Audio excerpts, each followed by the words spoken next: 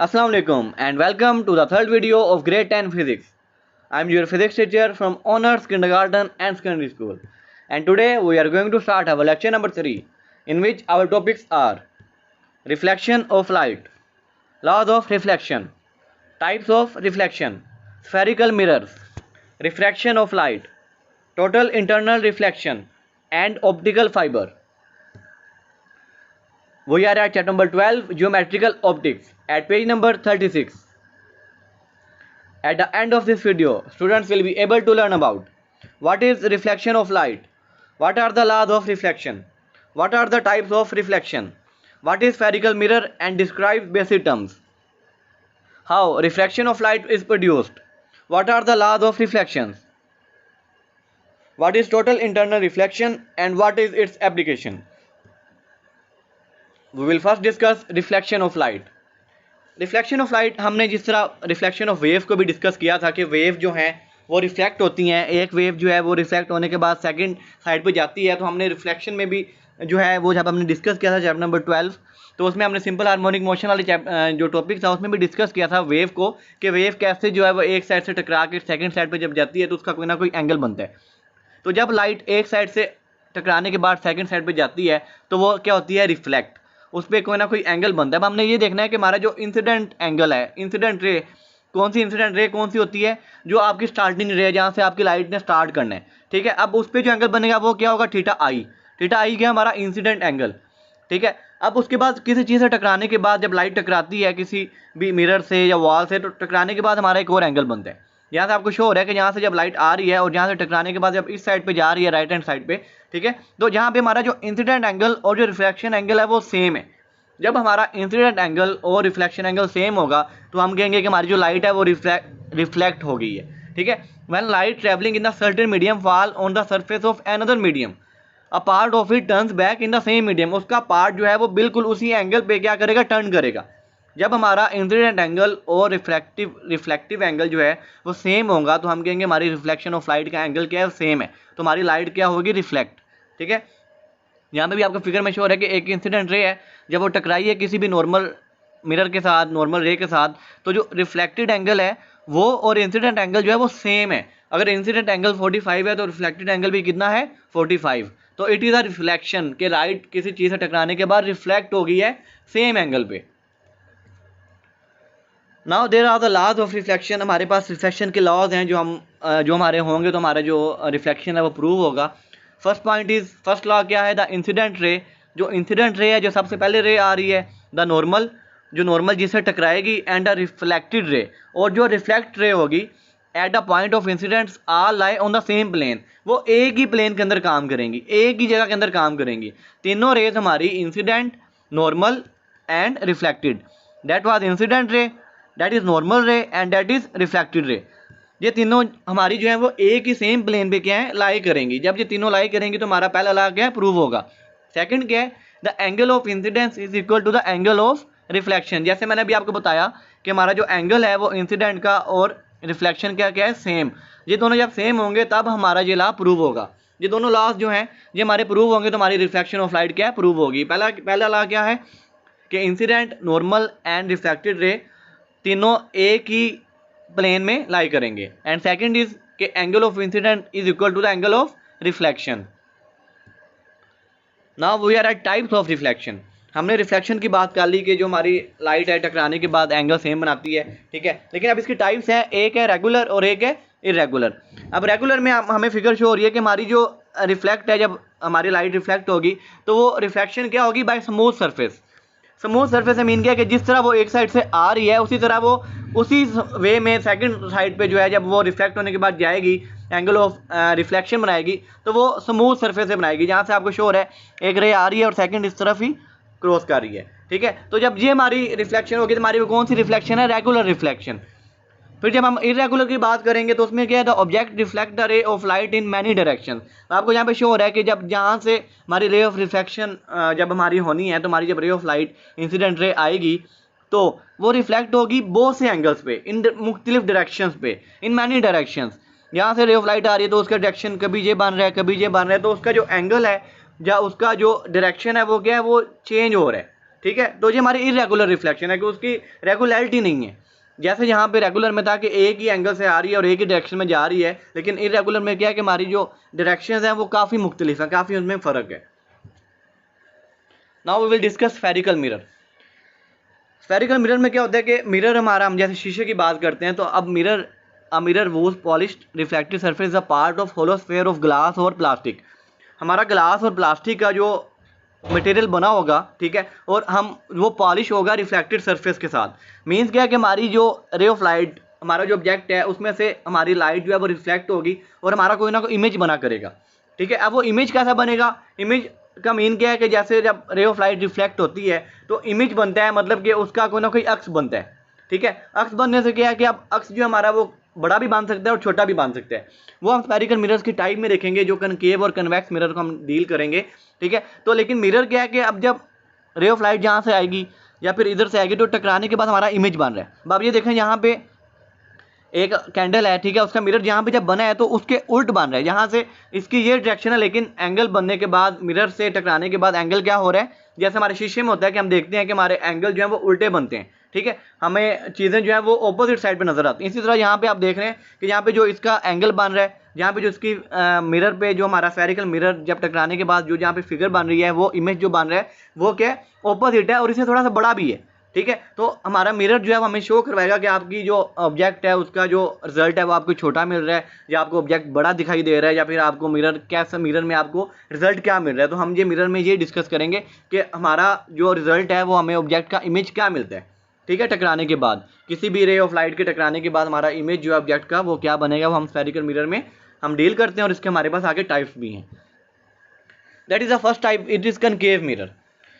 Concave mirror क्या है? A spherical mirror whose inner curved surface is reflecting is called concave.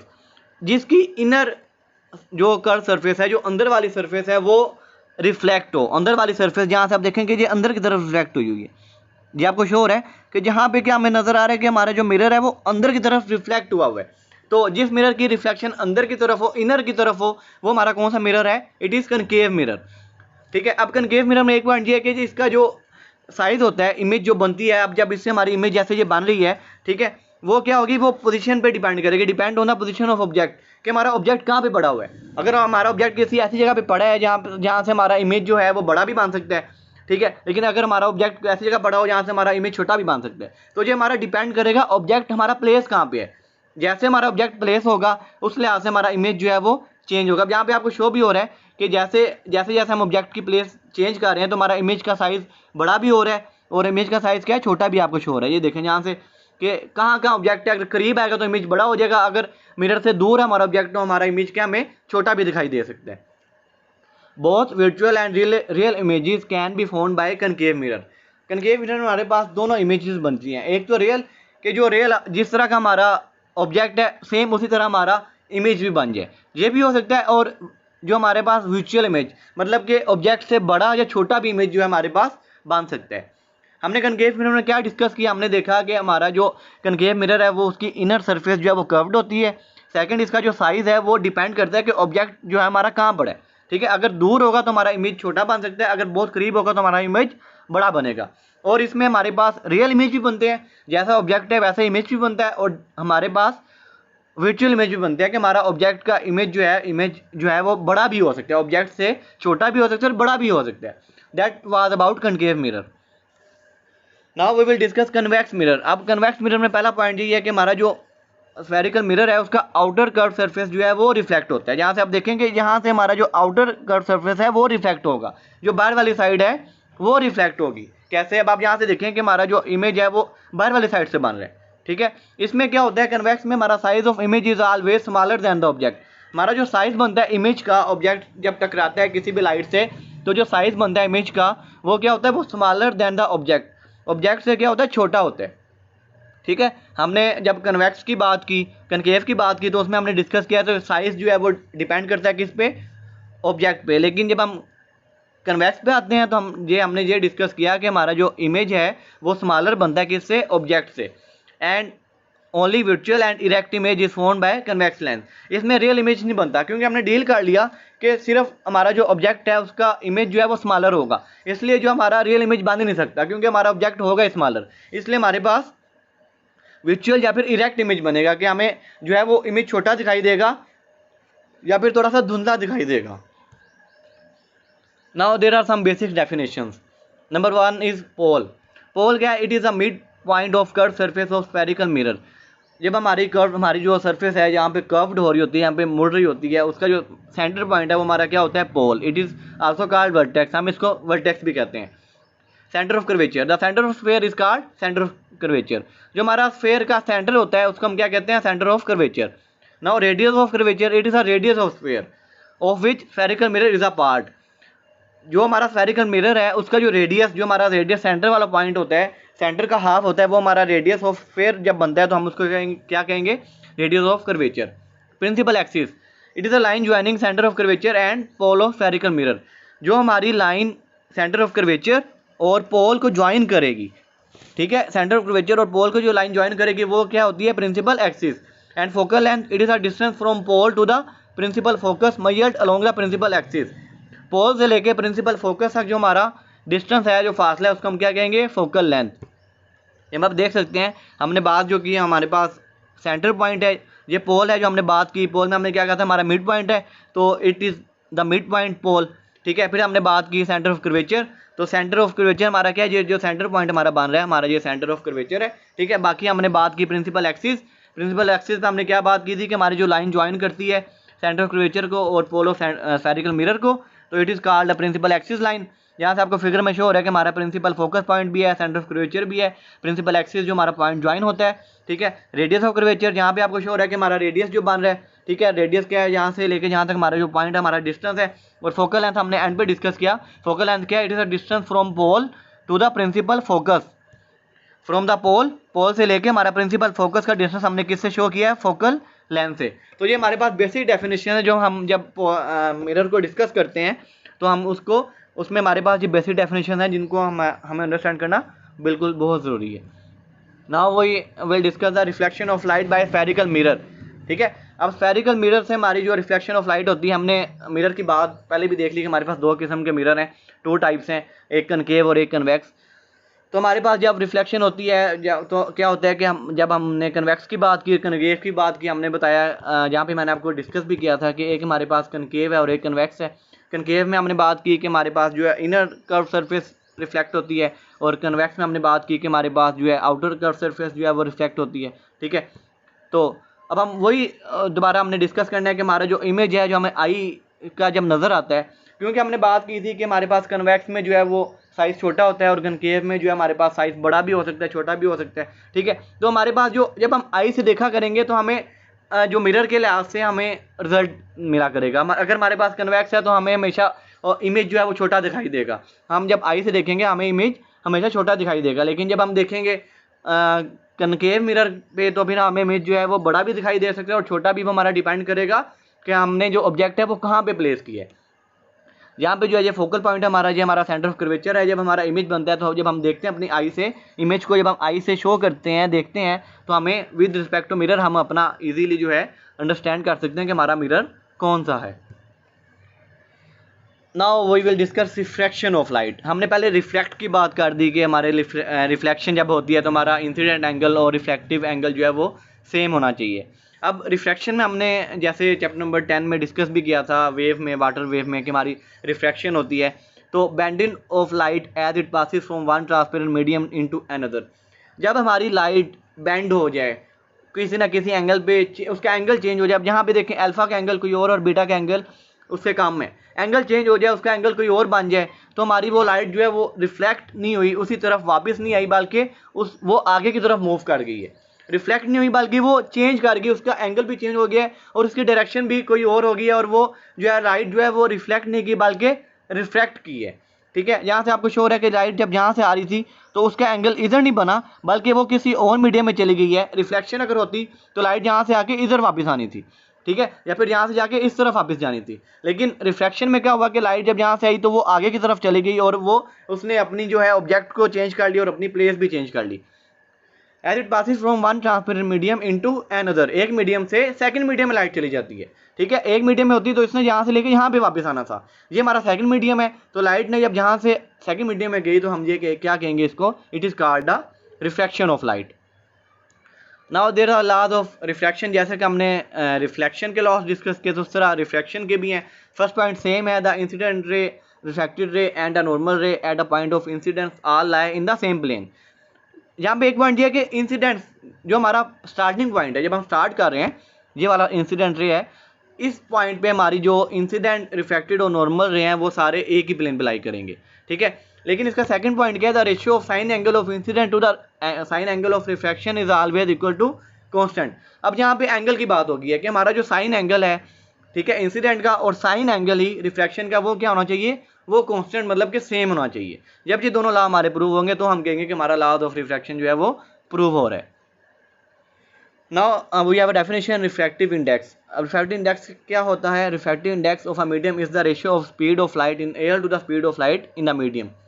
Light की speed air के लिहाज से मीडियम में, मतलब हवा में जो हमारी लाइट की स्पीड है, ठीक है, उसका हम कंपैरिजन करेंगे किसके साथ, मीडियम में जो हमारी लाइट की स्पीड है, इनका जब हम कंपैरिजन कर, इनकी रेशियो निकालेंगे, इनको कंपैरिजन करेंगे तो वो हमारी कंपैरिजन रेशियो हमारी क्या है, it is called a refractive index. Comparison किसको करना है हमने, जो लाइट है उसको, स्पीड ऑफ लाइट को in air and speed of light in the medium, it is called refractive index, और इसको हम डिनोट करते हैं किससे, एन से। Now we are at the topic total internal reflection. हमने रिफ्लेक्शन की बात भी कर ली और रिफ्रैक्शन की बात भी कर ली। अब हमारे पास एक और टॉपिक है टोटल इंटरनल रिफ्लेक्शन। इसमें क्या होता है कि हमारा जो इंसिडेंट एंगल, जब हमारा एंगल बनता है इंसिडेंट, ठीक है, वो क्या करता है, वो हमारा रेयर मीडियम को बेंड कर देता है 90 डिग्री पे।